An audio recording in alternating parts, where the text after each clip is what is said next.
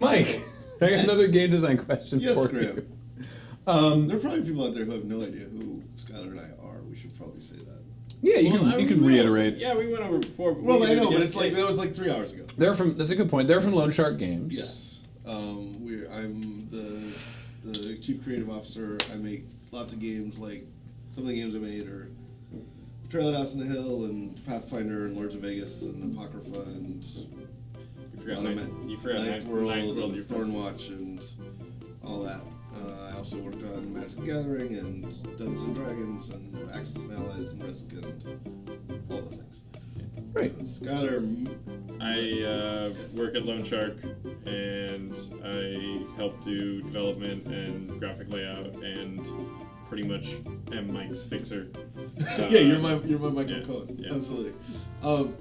So you had a question. Yeah, so it's a game design question. So they're saying that the submitter is saying they've been fussing around with the tabletop RPG concept. They have a lot of ideas fleshed out. They haven't decided on a sort of a basic dice mechanic. So they say since they don't have space to detail their game, this is not you fix their game.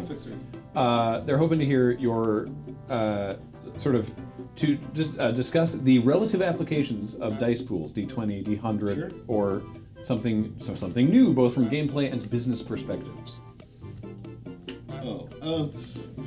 Sure.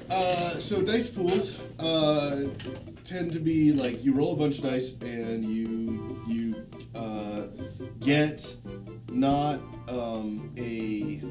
sometimes you get a numerical result, but sometimes you get a number of successes, right? And successes can be done in various ways. So in the game that we just gave away, Thornwatch, there are no numbers on dice. There's just drops of blood. And more drops of blood you get, the more bloody your opponent gets. Fantastic.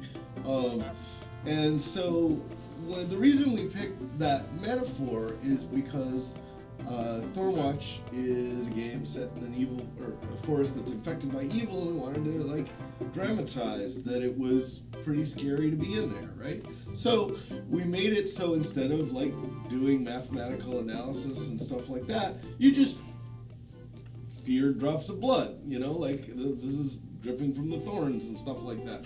In fact, in our original game layout on those dice, which we couldn't make, remember Liz's... It was a line of thorns along the outside edge of a D10, and then all the spikes of the thorns were coming up into each of the drops of blood. Oh, cool. A fully custom die was not within the budget. That was, I mean, it was, but those versions of those dice, when people saw them, they were like, so mechanically, it's just a straight, there are 5 hits and 3 misses and 1 double hit and 1 bad thing for the party, right? That's what the mechanics are, but the game was built around, let's make you feel like you're going to be there the whole time, right? And so that's what I recommend, is instead of analyzing it from what your mathematical point of view is, okay, we're just gonna, this probably is gonna be percentile dice, right? Well, percentile dice are gonna be really tiny little symbols, really tiny numbers, and those are not gonna give anybody any evocation of this. Do you want to be making a game like that? Sounds great for a nice cyberpunk game or something like that. Sounds really bad to me for a big action fest game, because you're what was that number again? So that's, I think that's my answer. It's you know when you feel it. If you're playing a game and you're I rolled the dice and I feel something. That's the thing you want. Did they say fantasy setting?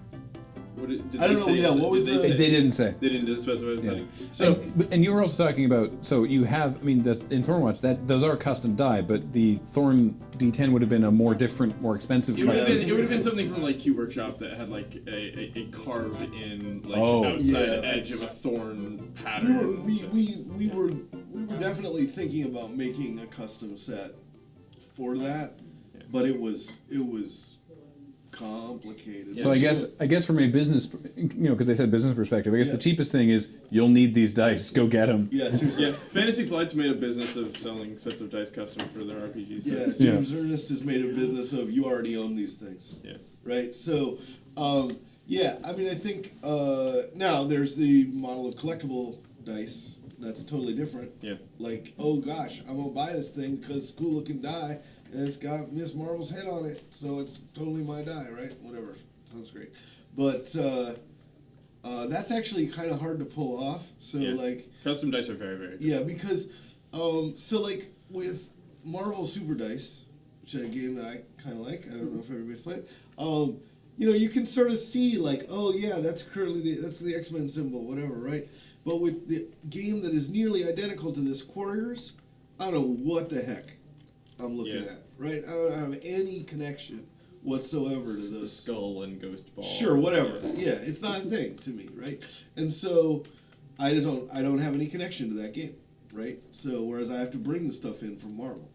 So yeah, dice is not the easiest surface to work with, but if you do some cool things, it can be really great. I have, I guess the only thing that I would add on to that is if they're looking at a dice pool system, I don't know if they're trying to make their own setting. It's without much more information. It's hard to give any kind of advice. I guess the two things that I would look into is there is a indie game called Hot War, which is a dice pool system, one roll, kind of like Nemesis one roll engine. That's only one roll of the dice happens, and you kind of you tag different words and different parts of your character that would be applicable for the system. Everybody rolls, and just everything gets resolved. But you end up having these big giant handfuls of D10s. Right. That's a feeling. It's a good feeling. That's a feeling. But Nemesis one roll engine, Hot War. What are other? I mean, I don't want to reference anything that I don't really like, but yeah, I'd look into those games as like big emotional pulls for big rolls. Right. Yeah, sometimes it really is about precision, right? Yeah. So you don't want a big handful of nonsense because it gets the widest possible spread. But if you're like, oh man, this is going to be great. Like if it's a treasure acquisition game and you pick up 15 D20s and roll them, you'll feel pretty good. Sweet. Yeah. If you're doing cool hacking and say Shadowrun or something like that, you're rolling 16 D6s or something like that. It's a good feeling. One of my favorite things in X-Wing is when I'm normally only supposed to be rolling 2 die, I'm suddenly now rolling 5. I'm like, oh, this feels so good. Yeah. One of my favorite things we ever worked on was a game called Pirates of the Spanish Main that James and I made with WizKids. And one of the things we pointed out was like you needed like 2, 3 dice, 4 dice to play it. Well, WizKids made the booster packs, and these were like constructible ships, right? Little plastic ships. And they're fantastic. But they put dice in every booster pack. So at the end of buying yourself... Hold on. This die is... is a grain of rice. They are a grain of rice D6s. Okay. And so, and to play enough ships, to get enough army, you would end up with like 45...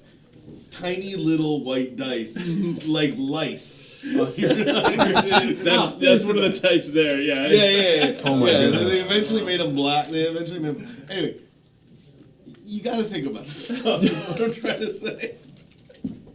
All right. Oh man.